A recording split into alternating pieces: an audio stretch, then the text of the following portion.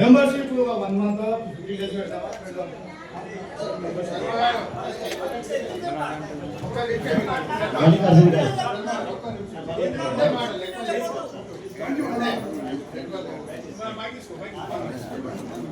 దయచేసి అందరికి నమస్కారం. ఏమనుకోకండి, ఒకటే డేట్ కట్ ఆఫ్ డేట్. ఎందుకంటే మెంబర్షిప్ కావాల్సి ఆ రోజు వరకు ఖచ్చితంగా కట్టాలి. నెక్స్ట్ డే వచ్చి టైం ఇచ్చినంత వరకే కట్టాలి. లేకపోతే మెంబర్షిప్ అనేది లేకపోతే ఎవరు కట్టారు. దయచేసి సొసైటీ వెల్ఫేర్ అసోసియేషన్ నడవదు. కాబట్టి అందరికి అవకాశం ఇవ్వండి. ఒక టైం కట్ ఆఫ్ డేట్ పెట్టి ఎలక్షన్ పోతే బాగుంటుంది. ఎందుకంటే ఇప్పుడు మెంబర్షిప్ లేకుండా నేను ఓటాకి ఇస్తే మొత్తం సొసైటీ పోతుంది, ఉండదు. ఇక వెల్ఫేర్ యాక్టివిటీ మొత్తం ఉండదు. దయచేసి అదొక్కటి. ఎందుకంటే మెంబర్షిప్ లేకపోతే ఓటు కట్టి ఒక్కసారి అలవాటు ఇచ్చినాం అనుకోవాలి కాదు.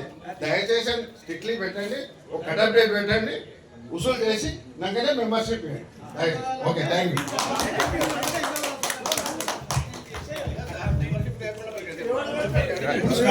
కట్ ఆఫ్ టైం అయినా ఆఫీసర్ గారికి అడిగి తీసుకుందాం. అది ఓకే.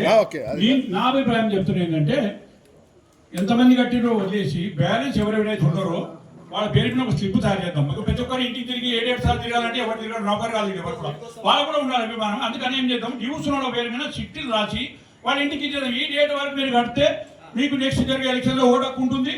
దాని తర్వాత కడితే మీకు ఉండాలి. దాని తర్వాత మేము అడగదు అంటే ఒక డేట్ ఇచ్చేద్దాం. మనం అనుకుని ఒక డేట్ అనుకొని స్లిప్ మీద రాసి వాళ్ళ ఇంటికి ఇచ్చేద్దాం. వాళ్ళు అంత లోపల వచ్చి కడితే బెటర్ కూర్చుంటామని చెప్తాం. సార్ ఇక్కడ రాసి పెట్టాలి బోర్డు.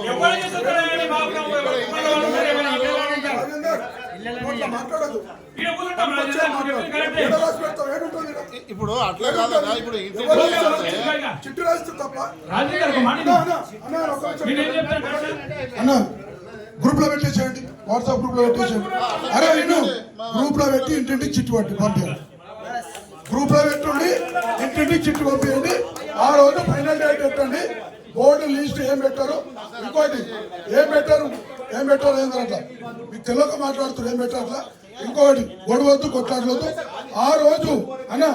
ఆ రోజు మీటింగ్ పెట్టి ఇనామసా ఎలక్షన్స్ ఎట్లంటే అట్లా ఇప్పుడు మన రోజు చెప్పారు అన్నా. ఆ రోజు మీటింగ్ పెట్టి ఇనామసా ఎలక్షన్స్ మంచి అభిప్రాయంతో ముందుకెళ్దాము, ఎవరెవరి అభిప్రాయంతో వెళ్దాము. కానీ ఒక్కటి గొడవ లేకుండా చేసుకుందాము.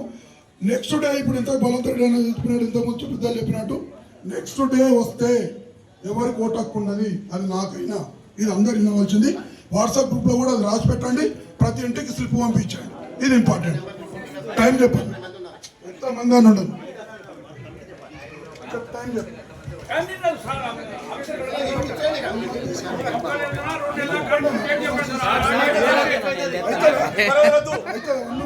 మీరు దయచేసి ఏప్రిల్ 30 తారీఖు లోపల 30 తారీఖు cut off date April 30. So మీరు ఈ వారంలో మీరు ఏం చేయండి అంటే లిస్ట్ తయారు చేసుకోండి, డ్యూస్ ఎంత ఉన్నాయి ఎవరెవరివి. తర్వాత ఈ 1 వీక్ ఎందుకు చెప్తున్నానంటే, ఈ రిసిప్ట్ పేమెంట్ ఆడిటర్ దగ్గరికి వెళ్ళేసి కూడా ఆడిటర్ని వెరిఫికేసి మీరు ఆడిటర్కి పే చేయండి. యువర్ ఆథరైజ్డ్ స్టాట్యూటరీ చేయడానికి మీరు ఆథరైజేషన్ చార్టెడ్ అకౌంటెంట్ డబ్బులు ఇవ్వచ్చు, కంపల్సరీ వెళ్ళాలి, బ్యాంక్ చేయాలి. తర్వాత ఏప్రిల్ 30 తారీఖుని మీరు సర్కులర్ రాసుకొని అందరికి చేసేసేయండి. లిస్ట్ పెట్టుకోండి.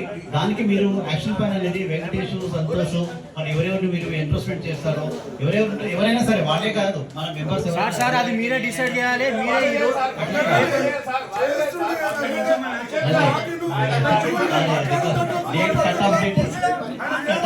కట్ ఆఫ్ డేట్ చెప్తున్నాను ఏప్రిల్ 30 లోపల కట్టండి.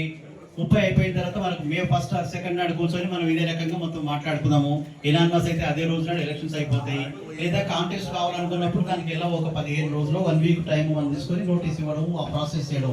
నామినేషన్స్ తీసుకున్న రోజు మనకి ఎనానిమస్ అనేది తెలుస్తుంది. ఆ రోజు నామినేషన్స్ వచ్చే నాటి మనకు తెలుస్తుంది. కాబట్టి ఏప్రిల్ 30 కట్ ఆఫ్ డేట్ పెట్టేసి ఆ లోపల మీరు మొత్తం రికవరీ కావాల్సిన రండి. అంతే. ఇంకొక విషయం కూడా చెప్తున్నాను.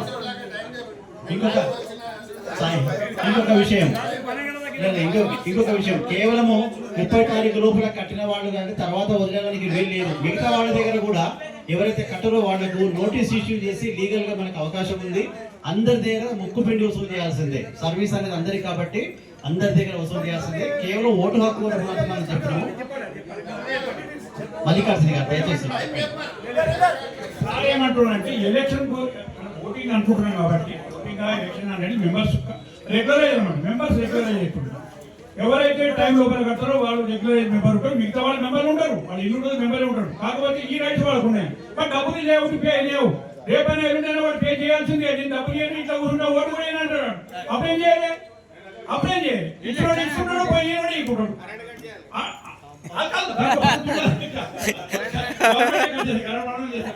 దానికి కూడా ఒక పద్ధతి ఉంటుంది. రేపు సేవలు వచ్చినా కూడా దిగుకున్న వాళ్ళ దగ్గర ఫస్ట్ అదే పని చేయాలి. సపోజ్ 280 మెంబర్స్ ఉన్నాము, శర్మ గారు 280 మెంబర్స్ లో సపోజ్ మనం ఇప్పుడు 104 అయింది, మనం 1 మంత్ డ్రైవ్ పెట్టినాం అనుకో, 2 మంత్ 140 కట్టిన అనుకోండి, ఒక 40 మెంబర్స్ బ్యాలెన్స్ ఉన్నాం. ఆ 40 మెంబర్స్ బ్యాలెన్స్ నెక్స్ట్ ఏదైతే బాడీ వస్తుందో ఫస్ట్ పని అదే చేయాలి. అరే డబ్బులు ఇవ్వాలి బాబు, ఖర్చు పెట్టాలి, మనం ఖాళీకి డబ్బులు ఇవ్వాలి, వాళ్ళ దగ్గర పెట్టాలి. ఇది మాత్రమే condition. Any body first next వచ్చే బాడీ చేసే పని ఫస్ట్ బాడీ అయితే పని చేయాలి. పైసలు మీ చేతులు ఉన్నాయనుకోండి, ఖాళీలో ఏం పని అయినా చేయవచ్చు. ఎవరైనా కానీ వచ్చినోడు మన డబ్బులు లేకపోతే ఏ పని చేస్తాం? అన్ని గవర్నమెంట్ ఇస్తాం, మనకేం లేదు కదా, మన పనులు మనం చేయాలి కదా. ఇదైతే చూడండి, ఇది నేను చెప్పింది కరెక్టేనా? పైసలు లేకపోతే మనం ఖాళీలో ఏ పని చేయలేము సార్. అన్ని డిపెండ్ అవ్వదు మన మీద. మనం 500 సంవత్సరానికి ఇస్తాం కదా, ఒక సంవత్సరానికి 500 మనకు ఎంత పని వస్తాయి? మన ఖాళీలో మట్టి తీయడం, చెట్టు వీకడం, గడ్డి తీయడం, ఏమి అన్ని మనం చేసుకోవచ్చు. బట్ వసూలు చేసే బాధ్యత నెక్స్ట్ వచ్చిన వాడికి ఫస్ట్ ప్రిఫరెన్స్ దానికి ఇవ్వాలి. కాబట్టి ఇదే ఉంటుంది.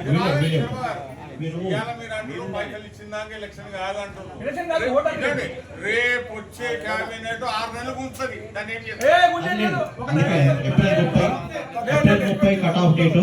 ఏప్రిల్ 30 రేపటి నుంచి మీరు రసీదులు తీసుకొని ఎవరైనా కడుతున్నా వాళ్ళకి ఇచ్చేసేయండి. ఆ తర్వాత ఈ లోపల లీగల్ చేయాల్సిన అన్ని కూడా చేసేయండి.